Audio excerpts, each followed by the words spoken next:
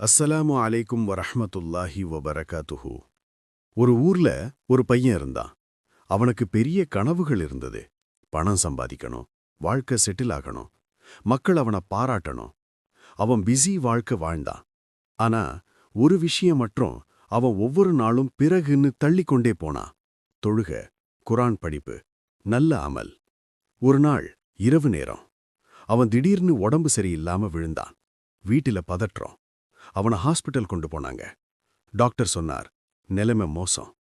அந்த படுக்கையில் அவன் கிடந்தான். அவன் கண்கள் மெதுவா திறந்தது. அவனை சுற்றி அவன் குடும்பம். அம்மா அழுறாங்க, அப்பா அமைதியா நிக்கிறாங்க, சகோதரங்க கண்ணீர் விட்டுக்கிட்டே இருக்காங்க. ஆனா அவன் மட்டும் அமைதியா. அந்த நேரத்துல அவன் மனசு ஃபிளாஷ்பேக் போல ஓட ஆரம்பிச்சது. அவன் கேட்ட அழைப்புகள் நினைவுக்கு வந்தது. ஹையா அல் சலாஹ். அவன் நினைச்சான், நான் எத்தனை தடவை தொழுகையை விட்டுட்டேன். சலா, அல்லாவோட நேரடி தொடர்பு. ஆனா அவன் பிஸின்னு தள்ளிட்டான். அவன் மனசு இன்னொரு விஷயம் நினைச்சது. லா இலாஹ இல்லல்லாஹ்.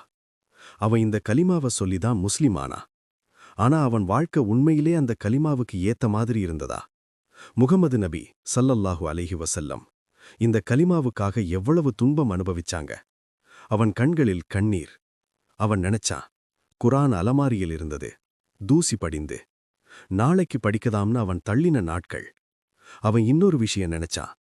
ஒரு நாள் அவன் கோபத்துல ஒரு நண்பனை காயப்படுத்தினான். ஒரு வார்த்தை கூட ஒரு இதயத்தை உடைக்க முடியும். முகமது நபி ஸல்லல்லாஹு அலைஹி வஸல்லம் சொன்னார்கள், உங்களிலேயே சிறந்தவர் நல்ல குணமுள்ளவர். அவன் மனசு நடுங்க ஆரம்பிச்சுது. அந்த ஹாஸ்பிட்டல் அறையில மானிட்டர் சவுண்டு மெதுவா குறைய ஆரம்பிச்சுது.